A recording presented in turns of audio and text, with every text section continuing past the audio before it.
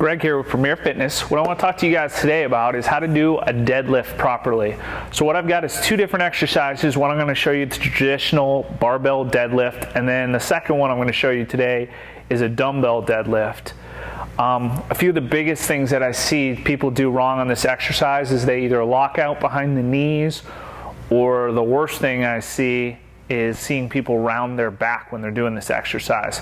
So what I want to do is kind of show you two different exercises and explain to you all the key points. That way when you're taking these exercises to the gym, you're not going to get hurt, because there's one exercise, a lot of times people are lifting a lot of weight, and with the low back at risk, it's definitely something you don't want to mess around with. Alright, so first exercise we're going to do is the barbell deadlift on here. So the most important thing I usually tell my clients is starting with your feet shoulder distance apart. The next thing that becomes important is where do my hands go. So usually I tell people about a hand's distance off the thighs here. That's where you want to grip the bar, keeping that stomach nice and tight. Now in this exercise, one of the worst things I see people do is round from the back. One of the first things we want to make sure when we do this is we're going to start the exercise with a soft bend in the knees. And at that point, we're going to strictly hinge at the hips and come back up. So a few of the things I see is either people lock out behind the knees, which doesn't allow your hamstrings to get that maximum stretch. So you want to bend about an inch and then coming down. Second thing I see wrong is people round at the back, which doesn't really help put that emphasis through your glutes and your low back. So on this exercise, we're going to start with a soft bend in the knees, keep shoulder blades pinched. I'm going to come down with the bar.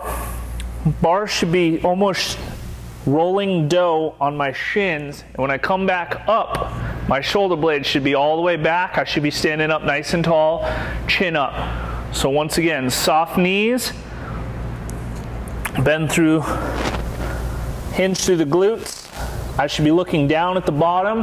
I come up, I should be looking straight ahead, pinch the shoulder blades, squeeze the butt. So real time.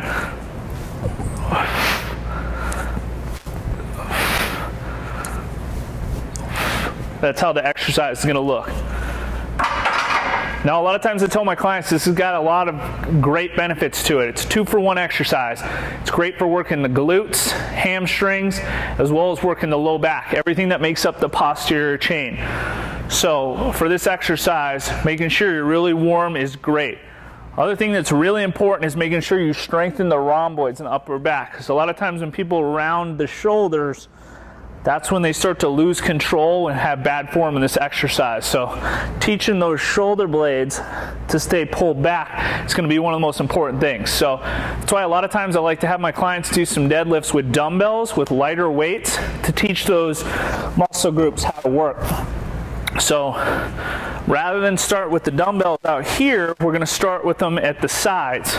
What that allows me to do, same thing, I'm going to bend at the knees just slightly, coming down, but when I come up, I'm going to pinch my shoulder blades. Coming down, pinching those shoulder blades. What this does though is teach these muscles back here in the shoulder blade, rhomboid, scap, to kind of be able to teach those muscles how to contract. That way as you get stronger and are lifting heavier and heavier weight on this, you're not rounding the shoulders, you're able to keep those shoulder blades back. So doing this exercise with dumbbells is especially good with people that have weak upper back muscles that want to get better at doing a deadlift.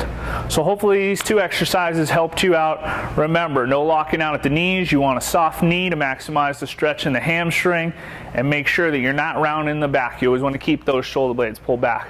Those would be great ways to change this exercise for you in the gym.